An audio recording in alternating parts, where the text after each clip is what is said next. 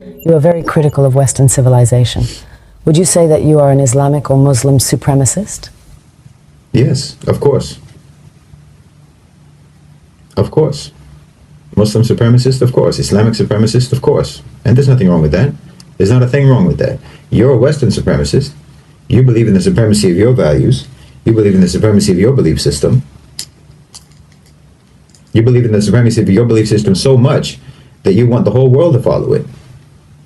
You try to force the entire world to follow your belief system because you believe it's so right. You came up with the Universal Declaration of Human Rights. You took it upon yourself to decide what are the human rights for the entire human race. Well, all right, but I mean, That's supremacist. You believe that you have the authority, you have the right to decide what are the rights of human beings everywhere in the world forever. And your belief in your right to do that has been brutally manifest all around the world for centuries. Not for years, not for decades, for centuries. But the difference is that in Islam, to believe in the supremacy of Islam includes, one of the things that we believe in is that we don't have the right to compel you to follow our beliefs. But you don't have that. You absolutely believe that you have the right to compel others to follow your beliefs. And the entire 20th century, and forget that, the 19th century, and as long as anyone can remember, is testimony to the fact that you believe that you have every right in the world to force all of the people in the world to follow your belief system. That you have the right to impose that on people. And people all over the world, in Africa, in Latin America, in Asia, in the Middle East, everywhere in the world can testify. You absolutely believe that you have the right to compel people through force, through invasion, through occupation, through colonialism, through imperialism, through extremely coercive economic policies. But Muslims, we don't believe that we have the right to impose that. We believe lakum dinukum waliya din. To you your way, to us our way. To you your deen, to you your belief system, your way of life, your lifestyle, your approach to the world, and to us ours. That's part of our belief. So our supremacist nature about Islam includes the fact that we don't have a right to compel you to follow our way. We believe that our belief is superior. And we believe that anyone who follows that belief is following a superior belief system. And of course I fully believe that following Islam is the best way for any human being to live their life. And the perfect set of laws, the perfect set of ethics, the perfect set of morals for any individual to follow and for any state to follow. Being a Muslim supremacist isn't racial. Muslim isn't a race, it's not an ethnicity, it's a belief. And we absolutely believe in the perfection and superiority of what we believe in. We have absolute conviction about that, absolute commitment to that, certainty about that, yaqeen about that. But do you have that about yours? Do you have that conviction about yours? You're very busy trying to impose it all around the world, but when times get tough for you, your so-called enlightenment values go out the window, don't they? I mean, when there's too many diverse opinions in your society, then you start creating bureaus and departments in the government for combating so-called disinformation.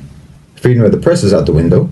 When times get tough, you ban protests. You arrest people for protesting. Freedom of assembly out the window. When your belief system becomes difficult to maintain, difficult to preserve, you throw it under the bus without hesitation. But that's not the case with Muslims. Muslims throughout imperialism, throughout colonialism, throughout the Crusades, throughout poverty, throughout war, throughout invasion, throughout occupation, have maintained their belief. Even without the Khilafah, even without the Islamic State, and even without the Islamic Empire, Muslim societies are still strong and committed to Islam. We're still committed to our belief system. Nothing can change that. Maybe we have failed states, but we don't have failed societies. We don't have failed cultures. Our governments may fall, but our people remain the same. Our people remain committed to the same values, to the same morals, to the same moral laws, regardless of whether there's a government over them to enforce that. But that's not the case with you. Even though you're trying to impose your value system all around the world, when things become difficult in your own societies, you abandon your principles, you abandon your values. They're insufficient for preserving the security and the stability and the tranquility of your societies. They're insufficient. They're inadequate for that. So that alone, along with many, many other things, that alone shows me the inferiority of your value system, the inferiority of your belief system, and the superiority of Islam. And your belief system, your enlightenment values, are extremely selectively applied in your society throughout your history. They apply to some people and not others. It's like in George Orwell's Animal Farm. Some people are more equal than others in your society. Your value system is not evenly applied. I mean, there's obvious examples everyone knows about. But just look at democracy, for example. You want democracy all around the world, supposedly. You say that you want democracy all around the world, so-called. But you don't even apply democracy. Let's just, for the sake of argument, let's pretend that you have a democratic system in the United States, and it's an actually healthy, functioning democratic system, which is obviously not the case. But let's just, for the sake of argument, pretend that it is. You don't believe that democracy is important, for example, in the private sector. You don't believe that businesses, that companies, that corporations should be democratic. Your belief in the supremacy of democracy does not extend to the private sector. Corporations don't have to be democratic, do they? In fact, corporations are sacrosanct. It's sacrilegious to say that there should be any intervention in the private sector to make it actually accountable to the population, accountable to the public, accountable to the workers. And anyone who even talks about something like that, anyone who even suggests that companies and corporations should be democratic, will be persecuted. I mean, look at the struggle that organized labor had in the United States. Coal miners were literally bombed from the sky when they tried to organize and have and secure their rights and have some kind of democratic representation with the coal companies.